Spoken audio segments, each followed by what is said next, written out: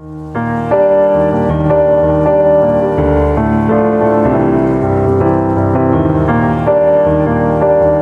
have the utmost respect for animation work, and especially here where we have such a beautiful and detailed illustration of humanity and our relation to technology and life itself and nature. It's one of those videos that I see and I say, yes, that's what I'm doing next.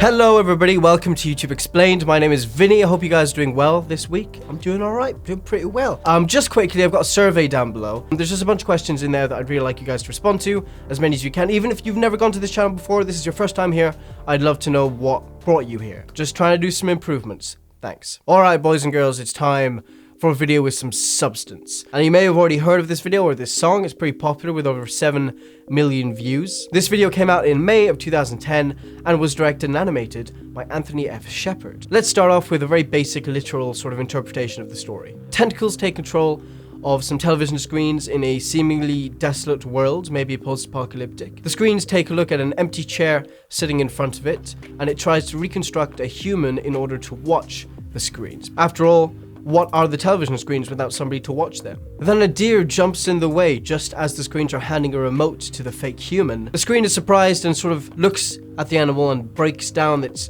fundamental being, kind of tearing it apart. The deer then escapes the screen's view and runs away. The screen monster then sprouts legs and visits the animals in this world. Tries to entertain them. Doesn't work. The animals aren't interested. So it gets a little angry and takes all of this life force from the animals, I guess you would call it, breaks them down into nothingness, forming this sort of stream of life where the animals morph into one another, all seemingly a part of the same force. Using the life force, I guess you would call it, from the animals, it then creates humans to watch its entertainment, showing the humans what they want to see. The giant machine then notices lots of other little screens lighting up around it in this world. Computer monitors. It quickly dispenses of them, grabs them, and combines them into one giant machine, bigger than before, and it also creates a giant human to watch the screen. But the force from this huge screen is too much for the human, and it starts to break apart, freeing the animals from which this human was created. The screen then freaks out and has one last attempt. It creates a new human.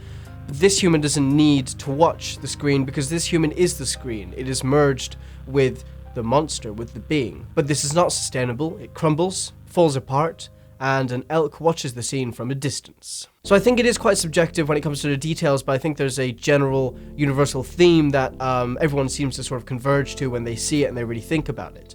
I think this is the history of man from beginning to end. I think it's a warning for what we could become and where that would lead us. I think we can all agree that in this animation doesn't end well for man. And although I do see this as a warning, this could possibly simply be an illustration of what inevitably is going to happen. So the machine is obviously symbolic of the media. I mean, god damn it, where are things everything's symbolic of the media. Symbolic of the media, of unification, and of technology. Manipulating man, one single mindset. It wants to dominate, it wants to manipulate, and it wants to control. At the very beginning, the machine, out of loneliness, I guess, if you want to personify it, creates a man, an artificial man, but he isn't real. So then he has to take the life force, energy, whatever from the animals to create a real man, a real human, to be entertained, be manipulated by it. This is the first thing that I picked up on when I first saw this video. A belief shared by many Eastern religions and societies, and famously distributed in the West by Alan Watts. The belief that life is singular, that life is one force, one energy, I guess you could call it, that we are all basically the very same. And this is clearly illustrated in this video, with man being created from the same source as the animals. These beautiful colors represent life, whereas the desolate world around is all dark. There's quite a sharp contrast. And this stream of life where the animals morph into each other, it's a beautiful illustration of this idea and this concept. So the first batch of humans who are exposed to the television are shown two humans, one female and one male. They're seemingly grabbing each other's genitals and slamming them into their faces. The genitals here are shown to be apples, which I think is symbolic of the forbidden fruit in the Garden of Eden. The machine is showing the humans what it thinks it needs to show them in order to manipulate them. I think It's symbolic of pornography or some sort of taboo, hence the forbidden fruit. These images are appealing to the human's instinctual animalistic urge to reproduce.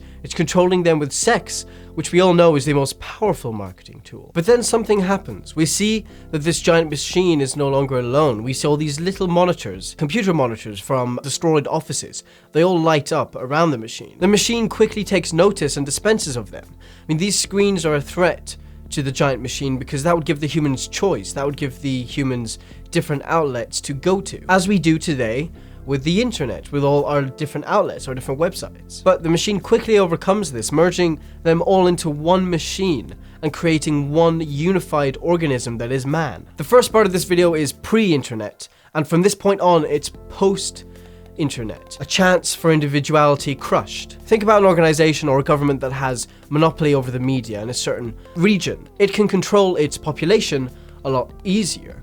But imagine if there was a monopoly on the distribution of media on the internet, on a worldwide scale. Now that would fuck things up.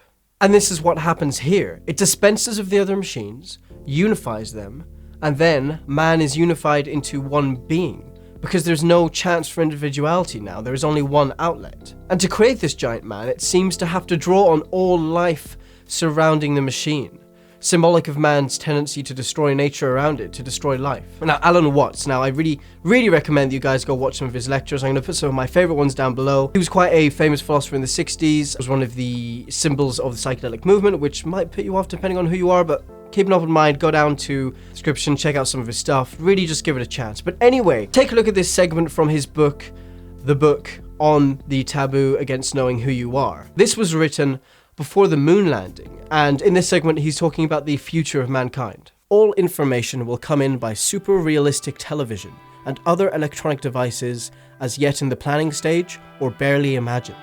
In one way, this will enable the individual to extend himself anywhere without moving his body, even to distant regions of space. But this will be a new kind of individual, an individual with a colossal external nervous system reaching out and out into infinity. And this electronic nervous system will be so interconnected that all individuals plugged in will tend to share the same thoughts, the same feelings, and the same experiences. There may be specialized types, just as there are specialized cells and organs in our bodies, for the tendency will be for all individuals to coalesce into a single bioelectronic body. This was written well before the invention of the internet. This was written before the moon landing. For fuck's sake. This is very interesting and basically a prediction of the internet, but also of social media and the route that we could be finding ourselves going down in such a case. The conclusion here, from Watt's point of view, is basically superorganism, single consciousness, eventually. And I do recognize this in social media, and I've talked about this before, that people tend to have similar opinions without doing research of their own. Obviously not talking about everybody, but I think there is a mass of people out there that just sort of, easily sit back and just, oh yeah, this is great. Obviously, these are my subjective opinions, everybody's allowed to their own opinion, but I'm just saying, I think a lot of people don't research their shit before they actually jump on the bandwagon. Anyway, back to the music video. This giant man that is created, this sort of unified consciousness, this unified way of thinking, starts to break apart. The machine is too powerful for it. The animals from which this human was created start to free themselves. Life finds a way, if you will. Essentially what we're seeing here is the destruction of man and the continuity of nature, of the animals. So the machine tries again. This time it creates a human which doesn't need the screen because the human is the screen. Notice the color of this machine, of this new man.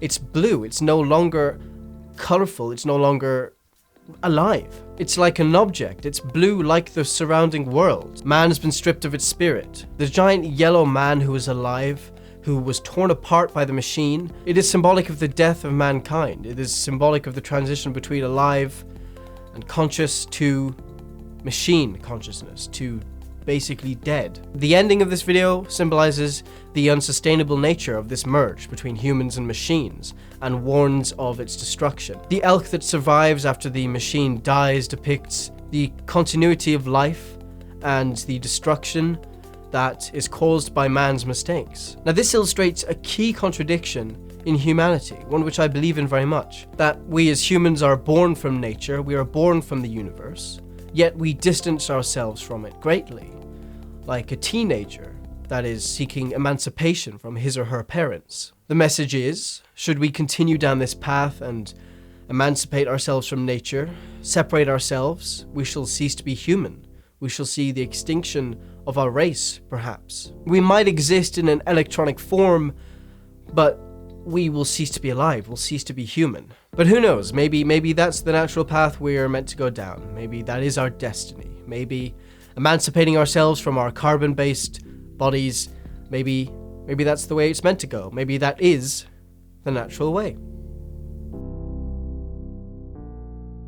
Thank you so much for watching that video, guys. Yeah, that's this week's video. I'll see you next week. Hopefully I have an episode of BTE up this week as well. Please let me know what you think in the description down below, and don't forget to check out the survey, trying to improve on my content here, see where I need to be kind of concentrating my efforts. And yeah, just hope you guys have a lovely time, and I'll see you next week.